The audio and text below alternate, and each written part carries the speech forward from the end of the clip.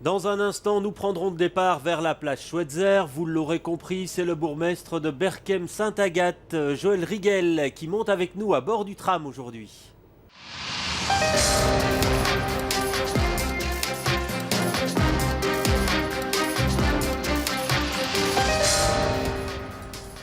Joël Riguel, bonjour. Alors, dans votre note d'orientation politique, vous le dites, je veux faire de la commune un espace de bonheur pour tous les Berchémois. Alors, quel programme, hein? Comment on va faire ça, Joël Riguel? Mais je pense qu'il est temps de penser et de parler bonheur des gens, parce que, comme le disait Jacques Attali, on a essayé la liberté, on a essayé l'égalité, maintenant essayons la fraternité. Donc je pense que c'est une question de vivre ensemble, c'est une question de retrouver des bons réflexes, des réflexes de solidarité dans les quartiers, de respect dans les parcs, de propreté par rapport à ses voisins et des choses pareilles. Il y a tout un travail à faire, je pense, de reconquête de cette convivialité urbaine. Alors, on va avoir tout de suite la première question, si vous le voulez bien. C'est une question d'un ami, Christian Bouc. Oui. Voilà, la politique est un monde qui n'est pas simple. Nous nous connaissons depuis fort longtemps. Et je sais que tu as d'autres plaisirs et d'autres hobbies que la politique et d'autres fonctions que politique aussi. Tu es sur la scène, nous le savons. Tu aimes la cuisine. Et donc, tu es aussi tes qualités politiques sont d'être rigoureux et d'être jusqu'au boutiste. Mais tu veux maîtriser les choses. Et donc, j'ai un peu une double question. Comment, dans cette maîtrise des choses, pourras-tu passer la main à des successeurs en politique, d'une part, aux citoyens aussi dans la vie quotidienne berchémoise, et puis toi-même, quels sont tes projets après ton monde politique? Les projets, vous y pensez déjà? Après le monde politique, Oui. je suis déjà en train d'y travailler, puisque j'ai monté avec des amis un groupe qui s'appelle JR et les Tontons Swingers. Donc on va faire du jazz et de la chanson, et on a déjà un peu tourné. On sera au Jazz Jet June d'ailleurs au mois de juin, donc je pense que je ne vais pas m'ennuyer, ça c'est clair. Mais ce qui est sûr, c'est que vous le dites déjà, vous vous présenterez sans doute à nouveau dans 6 ans. Tout dépendra à la fois de la volonté de l'équipe, de mon état de santé, de ma volonté de continuer, mais a priori, why not? Mais si effectivement, entre-temps, quelqu'un se présente dans l'équipe et a envie de reprendre le flambeau, moi, j'ouvre la porte, ça c'est clair. Oui. Alors, Christian Bouc, il est de l'opposition, c'est un ami d'enfance, c'est ce que j'ai appris. C'est facile d'avoir un ami d'enfance dans l'opposition? Oui et non, parce que forcément, on n'a pas vraiment envie de s'engueuler, ça c'est clair, mais on a un profond respect, je pense, pour ce que nous sommes et pour nos engagements politiques respectifs. Il vient du MOC, comme moi. Lui, il a choisi écolo. Chrétien, ouais. Voilà, lui, il a choisi écolo. Moi, j'ai choisi le PSC et le CDH. Mais on peut se retrouver sur un certain nombre de choses. D'ailleurs, la preuve, Donc ça c'est ne que... fait pas jaser dans vos rangs, quoi, si vous allez manger ensemble? Non, je pense pas. Ils se sont bien rendus compte aussi que Christian est quelqu'un d'engagé, qui va jusqu'au bout des choses, qui est loyal par rapport à ses engagements. Et ça, c'est une qualité irremplaçable en Ceci politique. dit, on peut être ami et être vache, hein, puisqu'il faisait partie de ceux qui a claqué la porte, de ceux qui ont claqué la porte lors de la présentation de votre note d'orientation politique, hein, disant qu'il n'avait pas eu le temps de la consulter. Comment avez-vous vécu cet événement? C'est quand même dur, quoi, en début de législature, de vivre ça finalement, toute l'opposition qui s'en va. Oui, moi j'ai pas vécu ça trop mal. J'ai regretté qu'il ne participe pas au débat, parce que même si effectivement la note politique a été déposée le jour même, le budget, lui, était déposé dans les boîtes de tous depuis une dizaine de jours. Et pour la petite histoire, un mois après, au conseil communal, nous avons voté un dossier pour la région qui comportait la même note de 15 pages qui a été votée à l'unanimité. Ouais. Mais ça renvoie aussi au fait qu'il y a cette idée, hein, qui est prégnante et dont on a déjà parlé, et il le dit aussi, cette idée que vous avez, que vous voulez tout contrôler, tout voir, tout surveiller. Oui, vous dites quoi à ça? C'est un peu vrai, parce que, vous savez, quand on est bourgmestre, on porte une lourde responsabilité, à la fois politique, à la fois sur le plan civil, mais à la fois sur le plan pénal. Donc effectivement, moi j'essaye de maîtriser autant que faire se peut les choses. Et l'autre point de vue, c'est que, j'ai une mission pour 6 ans avec toute l'équipe qui est autour de moi. J'ai des responsabilités, j'ai à un certain moment un engagement à faire valoir et à donner un retour aux citoyens. Donc moi, j'essaye aussi d'être un bon élève quelque part par rapport à ce que les citoyens attendent de moi. Voilà, c'est tout. Ouais. Mais en même temps, quand vous dites dans la note d'orientation, la commune reste le premier lieu de démocratie, je veux un mode de décision pleinement participatif, Oui. par rapport à cette volonté de contrôle, on a l'impression que parfois c'est difficilement compatible. Hein. Non, c'est-à-dire que la participation, ça a un temps dès qu'il y a une décision qui est prise, il faut la mettre en œuvre. Je donne un exemple, que ce soit pour la plage Fetzer, dont on parle beaucoup, on vient de passer, que ce soit pour d'autres projets dans la commune, pas plus tard qu'il y a 15 jours avec le nouveau projet de l'école de la VGC qui va s'installer, nous organisons systématiquement des réunions avec les gens. Nous avons le Conseil de l'environnement et la qualité de la vie qui rassemble l'ensemble des comités de quartier, mais une fois qu'on a discuté, il faut décider, il faut aller de l'avant, ça n'y a rien à faire. Alors on va voir la deuxième question, si vous le voulez bien, l'attrait au logement, on la découvre tout de suite, le coût du logement est de plus en plus élevé à Berchem. Pourquoi la commune ne crée-t-elle pas plus de logements publics? Vous n'en avez pas les moyens ou vous ne voulez pas le faire? Jusqu'à présent, ce que nous avons fait, nous avons créé petitement du logement, on a même cédé des terrains gratuitement à la société Sorello qui en a construit rue des Soldats. On a accompagné la création d'une trentaine de logements du côté de la Drève des Maricoles. On a accompagné aussi le plan logement de la région dans le quartier de la rue de Termonde et de la Cité Moderne. Je pense que dès le moment où nous avons la possibilité de collaborer avec la région pour le faire, oui, nous n'avons pas les moyens, franchement, de nous lancer dans une politique de logement. Les défis sont tellement grands que... Mais par exemple, il n'y a pas encore d'agence immobilière sociale à Berchem. Comment ça se fait, ça, en fait? Parce que jusqu'à présent, nous n'avions pas éprouvé le besoin de la créer. Par contre, ça se trouve dans la note de politique générale et le CPS et la commune vont en créer une probablement dans les prochains mois de telle manière à essayer d'intervenir dans le bâti lorsque c'est nécessaire, mais nous avons un bâti relativement sain, occupé, fort peu de maisons abandonnées, et quand elles le sont, nous poursuivons le propriétaire pour qu'il remette en état. Ouais, mais bon, c'est vrai que la commune de Berchem, comme beaucoup d'autres en région bruxelloise, devient de plus en plus chère, que par rapport à ça, même des familles avec 2 salaires n'arrivent pas à trouver un logement en acquisitif. Est-ce qu'il n'y a pas un besoin? Le besoin est là. Est-ce qu'il n'y a pas une urgence communale de créer des logements à finalité publique? Écoutez, des logements à finalité publique, nous atteignons nous autres déjà les 13% de logements sociaux sur la commune, alors que l'objectif de la région est d'atteindre les 15% partout. Donc on n'est pas loin, je dirais, de la performance. Nous avons encore quelques possibilités. Et autour de la plage Fetzer, par exemple, lorsqu'elle sera terminée et que la région aura fini son boulot, eh bien on pourra créer du logement puisque nous sommes, en tant que commune, encore propriétaires de terrain. Donc là, nous envisageons de créer du logement moyen. Et ça représentera combien de logements environ? Ça peut représenter entre 120 et 150 logements, rien qu'autour de la plage Fetzer. Alors, est-ce qu'il vous reste aujourd'hui des réserves foncières où l'on peut construire du logement? Fort peu. Je vous dis, tout autour de la plage Fetzer, nous avons 3 terrains. Nous avons quelques terrains, dont notamment ici, nous passons à côté, par exemple, de la fin de l'avenue du Roi Albert, le terrain de coin, là, où vous avez marqué brocante. On annonce la brocante du mois de mai. Eh bien, c'est un terrain communal. On a encore quelques petites poches. Mais créer du logement, c'est une chose. Mais si on ne crée pas de l'équipement, où vont les enfants s'ils n'ont pas de crèche? Où vont les élèves s'ils n'ont pas d'école fondamentale? Donc pour nous, ça aussi, c'est un défi. Alors on est passé il y a quelques minutes à la plage Fetzer. Oui. Vous vous en doutez, il va y avoir une question là-dessus. Évidemment. Cette question, la voici. Monsieur le bourgmestre, nous venons de recevoir le Berchem News concernant les travaux qui vont se dérouler plage Fetzer et sur l'axe de la chaussée de Gand. Nous, les FDF, nous voudrions savoir si, en parallèle du travail que vous avez lancé avec l'agence régionale Atrium, vous avez prévu un plan communal de relance pour les commerçants de cette chaussée de Gand, et notamment en ce qui concerne les parkings, puisque avec les travaux de réaménagement de cette place, beaucoup de places de parking ont été supprimées. Nous voudrions savoir s'il y a des projets prévus pour ces commerces et ces parkings.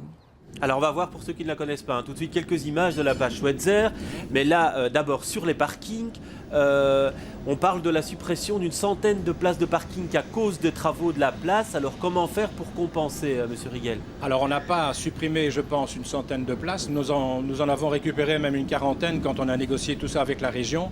Je rappelle quand même que c'est la région qui est maître d'œuvre, hein. C'est pas la commune, ouais, mais ni pour la plage territoire. Oui, bien sûr, mais entre territoire et maître d'œuvre, il y a encore une nuance. Ceci étant, moi, je m'inscris effectivement dans le plan régional qui prévoit que, sur l'ensemble de la région, on va supprimer 16% de places de parking. Pourquoi? Parce que je pense qu'on va droit dans le mur si on continue à faire de la place à la voiture, ça c'est clair. Il faut favoriser davantage des mobilités alternatives, mais aussi le commerce de proximité pour éviter les longs déplacements. Et précisément pour ce qui concerne le commerce, nous avons entamé la collaboration avec l'agence Atrium. Je rappelle que l'agence Atrium, agence régionale de développement pour le commerce, était limitée à quelques quartiers bruxellois. Le ministre Cerex sortant a étendu ça à l'ensemble de la région. Nous avons sauté dessus et Atrium commence à travailler sur Berchem ces jours-ci par des contacts avec les commerçants. Mais en l'occurrence, la chaussée de Gand est en travaux. Oui. C'est une petite catastrophe pour les commerces dont certains ont dû fermer à cause de cela. Alors, est-ce que cette action d'Atrium va suffire et que faire en plus? Alors très clairement, je pense que les travaux, ça c'est malheureusement un moment extrêmement difficile à passer. Ce que nous allons tenter de compenser, c'est au coin de la rue Oppenveld et de la chaussée de Gand, où 2 immeubles ont été abattus. Dès que tout est remblayé, que la région a fini son travail, nous lui avons demandé de réaménager ça en parking provisoire, déjà pour avoir une petite poche de parking 1 heure. Pour le restant, dès que le parking sera recréé chaussée de Gand, parce qu'effectivement, pour l'instant, il n'y en a pas, mais il y en a de prévus le long de la chaussée de Gand, eh bien, c'est le travail d'Atrium qui va devoir être prégnant dans le quartier. Et là, ce que les gens ne comprennent pas, c'est que cette place Schweitzer, des travaux vont à nouveau recommencer. Alors, il y a de quoi y perdre son latin. Alors, pour la place Schweitzer, telle qu'elle existe aujourd'hui, il y a un certain nombre de petites modifications. D'abord, la région doit terminer son boulot. Hein. D'après ce que j'ai entendu, apparemment, on avait oublié de commander l'aubette qui protège les passagers de la STIP. Donc là, je suis désolé, il y a un manque de suivi dans les travaux. Il y a la dernière phase des travaux qui est, suite à l'abattage des 2 maisons, la création d'un autre embarcadère pour le tram. Donc, ils se poursuivent, mais à un rythme beaucoup trop lent pour ce qui nous concerne. Alors, une autre revendication, en tout cas une autre plainte de certains riverains de la chaussée de Gand, c'est qu'ils disent qu'en fait, qu'ils subissent des désagréments liés aux vibrations et au bruit du tram. Par rapport à cela, est-ce que vous pouvez faire quelque chose? Là, je ne suis pas malheureusement constructeur ni de tram ni de voirie. Je vais demander à la STIB, effectivement, de nous faire rapport par rapport à ces nouvelles difficultés, parce que lorsque j'ai vu les travaux se faire dans la chaussée de Gand, j'ai vu qu'on installait des tapis en espèce de gros caoutchouc en dessous des rails et le long des voies en béton, donc je trouve ça étonnant, effectivement. Maintenant, les nouveaux trams, peut-être avec leur poids, sont-ils aussi facteurs de nouvelles nuisances? Nous allons demander à la STIB de nous expliquer ce qui se passe. Ouais. Alors, quand vous dites la place Schweitzer, c'est un chantier régional, et donc c'est pas nous. Qu'est-ce que la commune a à dire dans ce type de chantier finalement? Est-ce qu'elle doit tout laisser faire? Quel est son pouvoir d'action en fait? Alors son pouvoir d'action, c'est de veiller à la bonne tenue des choses et à la sécurité notamment. Donc nous avons été partie prenante dans la conception, on assume ça pleinement. Mais une fois que les travaux ont commencé, le financement étant à 2 tiers régional et 1 tiers communal, c'est la région malheureusement qui a été le seul patron sur les lieux. Alors aujourd'hui, qu'est-ce qu'on essaye de faire? On essaye de redresser un petit peu ce qui n'a pas fonctionné. J'ai demandé à nos services, on a échangé pas moins de 2000 mails avec la région pour essayer de corriger les choses. Il y a eu des dizaines et des dizaines d'heures de réunions avec nos ingénieurs qui, pendant ce temps-là, ne s'occupent pas des projets communaux. Donc on est derrière, je pense qu'on va arriver à un beau résultat, mais le moins qu'on puisse dire, c'est que ça a été pénible, y compris pour nous. Alors on découvre tout de suite l'autre question, si vous le voulez bien. Je voudrais vous demander pourquoi les enfants des écoles communales de Berchem-Sainte-Agathe vont continuer à aller à la piscine à Dilbeek, alors que tout bientôt, la piscine de Gansoren va réouvrir et qui a été bien largement subventionnée par la région bruxelloise. J'ai une deuxième question. La commune de Berchem se rajeunit fortement. De nombreuses familles avec enfants s'interrogent et s'inquiètent parce qu'il n'y a pas d'école d'enseignement secondaire francophone à Berchem, hormis l'Institut Erlin pour l'enseignement spécialisé. Alors on commence par la piscine. On vous demande en fait de financer une partie du déficit de la piscine de Gansoren qui devrait ouvrir d'ici la fin de l'année, même si la date n'est pas encore donnée. Vous dites non pour l'instant. C'est-à-dire qu'on attend des réponses à nos questions. On n'a pas dit non définitivement, mais nous avions posé 2 questions. 1, y a-t-il un plan marketing? Y a-t-il une clientèle suffisante pour arriver à un équilibre financier? 2, y a-t-il un plan gestion financier? Jusqu'à présent, nous n'avons pas de réponse à cette question-là. Maintenant, avec le changement de majorité à Gansoren, apparemment, il y a du changement peut-être aussi dans le projet. Et nous sommes invités à une réunion le 5 juin où nous allons voir ce qu'on nous propose. Oui, mais question, est-ce que vous avez intérêt aujourd'hui, finalement, à financer le déficit de cette piscine? Parce que quoi qu'il arrive, les enfants de Berchem pourront aller à la piscine. Hein. De toute façon, et puis nous pourrions éventuellement financer leur participation, ceux qui y vont réellement. Le risque que nous ne voulons pas courir, vu les défis démographiques dont on parlera dans un instant, c'est d'aller mettre le petit doigt dans un déficit dont on ne connaît pas la profondeur possible et qui pourrait pourrait handicaper notre propre développement. Donc, OK pour une discussion, mais alors avec toutes les cartes sur table, mais pas à l'aventure n'importe comment. Ouais. Mais si ça ne vous rapporte rien, pourquoi feriez-vous preuve de solidarité, Joël Riguet? Parce que c'est un outil qui est utile à tout le monde, effectivement. Moi, je préférerais, très franchement, et c'est la position du CDH d'ailleurs, que toutes ces infrastructures, piscines, grands stades, etc., soient gérées par la région, puisqu'elles bénéficient davantage plus loin que les frontières d'une commune, quoi. Ouais. Et donc, les négociations avec Gansoren sont compliquées. Elles ont été compliquées et nous n'avons pas eu le sentiment d'avoir été entendus dans nos questions. Mais non, moi je suis positif, je me dis avec la nouvelle majorité en place, s'il y a des portes qui s'ouvrent, nous sommes prêts à entrer. Alors, deuxième question, c'était la création d'une école secondaire. C'est vrai que la population rajeunit.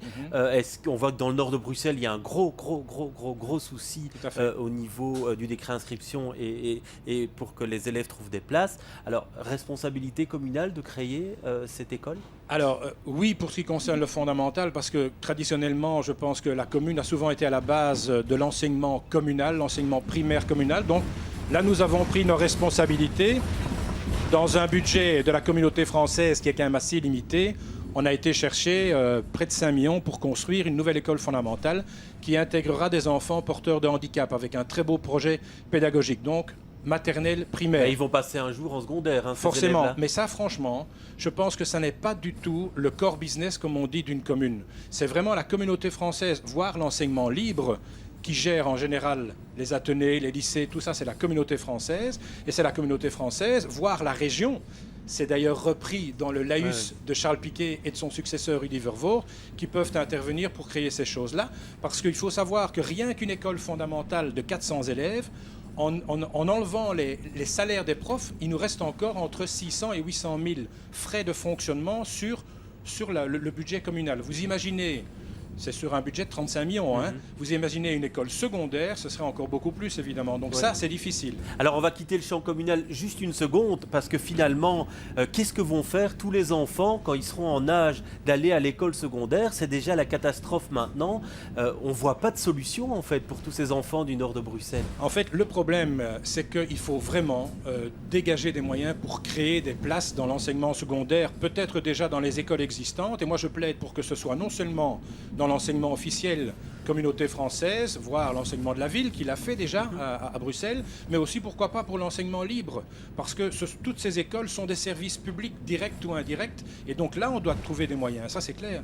Mais quand vous dites que ce n'est pas le core business de la commune de faire ça, certaines grosses communes le font ici en région bruxelloise et ont un enseignement secondaire parfois très important. Parce qu'il y a une tradition à la ville de Bruxelles, mais la ville de Bruxelles, il faut savoir qu'elle a un budget annuel de 2,5 milliards, presque l'équivalent du budget de la région. Berchem-Saint-Agathe a un budget annuel de 35 millions. Donc je pense que la proportion est quand même très différente. Alors très bien, tout de suite la 6e question, elle est signée Marc Hermans, que vous connaissez bien aussi. Monsieur le bourgmestre, mes questions vont être simples. C'est simplement la proréactivité au niveau de la commune par rapport à différents problèmes qui se posent sur le territoire, que ce soit le stationnement illicite sur la plage Schweitzer ou ailleurs dans les voiries communales, les voiries communales qui sont dans un état désastreux auxquelles on a demandé de mettre des panneaux d'information qui ne s'y trouvent pas, et le déneigement, cet hiver a été rude, le déneigement où certains quartiers, certains trottoirs avec les propriétés communales ont mis plus de 3 jours avant d'être dégagés. Vous êtes responsable directement de toute cette information à la population. Que comptez-vous faire à l'avenir pour que nous puissions attendre mieux de la commune? Alors on commence par le déneigement rapidement. Vous avez les moyens de déneiger correctement, parce qu'on sait que ce n'est pas toujours très simple pour une commune. Comme toutes les communes, effectivement, nous avons enclenché dès que nécessaire l'entreprise qui a un marché avec nous, et nous avons équipé nos services communaux de balayeuses spéciales pour la neige. 3 jours pour déneiger. Mais certains quartiers, ce n'était pas évident, effectivement. Avec la quantité de neige qui est tombée cette année-ci, il y a eu l'un ou l'autre quartier ou l'une ou l'autre rue qui ont peut-être dû attendre un peu, ça c'est clair, mais l'ensemble de la commune, je pense, a été dégagé à temps. Alors, ce que M. Hermans met en cause, c'est la réactivité de la commune par rapport à certains soucis, quand il dit certaines voiries communales sont dans un mauvais état et on ne le signale pas, ou en tout cas, on demande qu'on le signale, mais il n'y a pas de réaction de la commune. Vous répondez quoi à ça? Alors là, je m'inscris en faux, parce que il suffit de se promener à Berchem-Saint-Agathe pour voir que les voiries sont en bon état. Il y a une ou l'autre voirie qui sont en mauvais état, à cause de qui? Des impétrants qui ne referment pas correctement la voirie. Là aussi, ça nous demande un travail travail fou de la part de nos ingénieurs pour poursuivre ces impétrants, ces entrepreneurs, dont souvent les ouvriers ne parlent ni français ni néerlandais d'ailleurs, et pour qu'ils fassent leur boulot. Donc effectivement, on a quelques axes qui ont été malmenés, mais nous sommes derrière et on fera payer ceux qui ont détruit nos voiries, ça c'est clair. Alors, Marc Hermans mettait aussi en cause le stationnement illicite et le peu de réaction en termes de verbalisation. Info ou intox? Je pense qu'il y a un peu d'infos et beaucoup d'intox. Alors effectivement, la plage Schweitzer n'avait pas été bien terminée au point de vue signalisation, donc ça va être fait. L'autre aspect des choses, c'est effectivement la répression, il faudra bien y passer malheureusement. Et là, on a un nouveau directeur à la police zonale qui a remis, je dirais, un certain nombre de choses en place. Et je pense que dans les mois prochains, il vaut mieux ne pas se parquer de manière illicite à Berchem-Saint-Agathe. Mais la question en filigrane, c'est de dire est-ce que la commune a les moyens financiers suffisants pour intervenir sur toutes ces choses en fait? Est-ce que financièrement vous avez les reins assez solides? On sait que la voisine Gansoren est dans une situation très délicate. Les choses ne sont pas simples non plus à Berchem comme dans les autres communes bruxelloises. C'est-à-dire que nous sommes parmi les 14 ou 15 communes sous plan financier, mais nous sommes extrêmement rigoureux dans la gestion. Ça permet non seulement d'avoir ce qu'on appelle des marchés stocks, c'est-à-dire que nous pouvons appeler un entrepreneur pour boucher un trou quasiment dans la journée, donc ça se fait très rapidement, qu'en termes d'investissement, on a une capacité d'investissement qui se situe entre 8 et 9 millions d'euros pour l'ensemble de la législature. Donc malgré des difficultés, effectivement, Berchem n'a pas trop à se plaindre parce que nous avons quand même un niveau de revenu moyen des habitants qui est correct. On a une équipe, et je parle des fonctionnaires cette fois-ci, qui gère vraiment avec beaucoup de compétences et qui nous facilite le travail dans ce domaine-là. Alors, une autre question que l'on découvre, elle a trait à la politique de la jeunesse. On va voir ça tout de suite. Être ado à Berchem, ça craint. À quand une vraie politique de la jeunesse? J'ai entendu dire en préparant cette émission que c'était surtout les scouts finalement qui avaient eu vos faveurs ces derniers temps et qui manquait une véritable politique pour tous les jeunes. Ah, c'est clair que les scouts ont été un peu soignés puisqu'ils ont reçu des nouveaux locaux, ils ont été soutenus dans leur action parce que nous croyons effectivement que ces mouvements organisés ont une grande importance dans précisément le vivre ensemble. Non, ça ne veut pas dire qu'on ne s'occupe pas des autres jeunes. Je pense qu'il y a des choses qui sont mises en place, que ce soit l'accompagnement des jeunes après les heures de cours, c'est quand même aussi important. Et pour l'instant, dans le cadre de notre note de politique générale, on est en train de réunir tous les acteurs, on en est à notre 3e réunion de travail, tous les acteurs qui sont en contact avec les jeunes pour déterminer tous ensemble comment répondre à leurs attentes. Donc ça va se faire. C'est clair qu'il y a un besoin de plus en plus criant, mais c'est dans le pipeline, comme on dit. Et qu'est-ce que vous allez mettre en place finalement? C'est quoi? C'est une maison de jeunes? C'est des stages? C'est toute une série d'autres choses? Je pense que des stages, il y en a déjà. Peut-être pas assez pour les ados. Il y a des initiatives remarquables, comme celle de l'échevin de la jeunesse francophone, avec les jours blancs, où on organise pas mal d'activités pour les jeunes. On envisage même de leur proposer des journées de service civil et des choses pareilles. Si c'est une maison de jeunes qui est nécessaire, why not?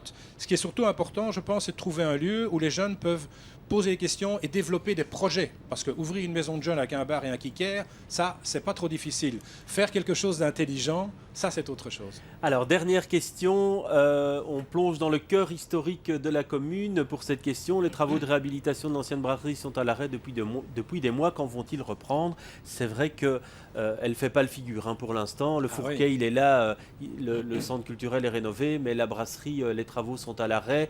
C'est un souci de faillite, d'après ce que j'ai pu comprendre. C'est ça. Elle fait d'autant plus pas le figure qu'à côté, le centre culturel flamand vient d'être terminé et Picobello est superbe. Mais là, il y a davantage de moyens avec la VGC, bien entendu, qu'à la communauté française qui ne finance que 50% des travaux. Mais il y a eu faillite d'entreprise. Et donc, le temps de relancer la procédure, eh bien, l'entrepreneur a été désigné et reprend les travaux au mois de juin. Ouais. Et donc, ça prendra combien de temps? Et qu'est-ce qu'on pourra trouver in fine dans cette ancienne brasserie? Alors, dans un premier temps, c'est la moitié des anciens entrepôts qui va être rénovée. Il y aura une salle polyvalente d'à peu près 150 places pour le théâtre ou pour toute autre activité de type artistique, plus des locaux de travail. Ça, ce sera la première phase. Et puis, on se remettra en route pour essayer de faire la deuxième phase, pour y faire, là aussi, des salles qui permettront d'attirer de recevoir des artistes. Est-ce que c'est censé, cet endroit-là, devenir finalement le cœur historique de la commune? Ou alors, pour vous, le centre de la commune, ça reste aujourd'hui la plage Schweitzer? Eh bien, je pense qu'il y a 2 centres à Berchem-Saint-Agathe. Il y a le nouveau centre, la plage Fetzer, qui est un centre, je dirais, moderne, façon de parler, actif, bruyant. Il y a des commerces, il y a des choses qui s'y passent. Et alors le centre culturel, le cœur culturel de la commune, où voisinent à la fois le centre culturel flamand, le centre culturel francophone qui travaillent ensemble. Ensemble, ils gèrent le festival visuel qui a lieu chaque année, qui est reconnu même à l'étranger. Et c'est un peu, et ça revient à votre première question, le bonheur des Berchémois, c'est quoi? C'est d'être ensemble, de faire des choses ensemble, de s'épanouir, de se cultiver, d'être plus chaleureux, plus intelligent encore demain qu'il ne l'était hier. Et je pense que là, il y a vraiment un gros enjeu.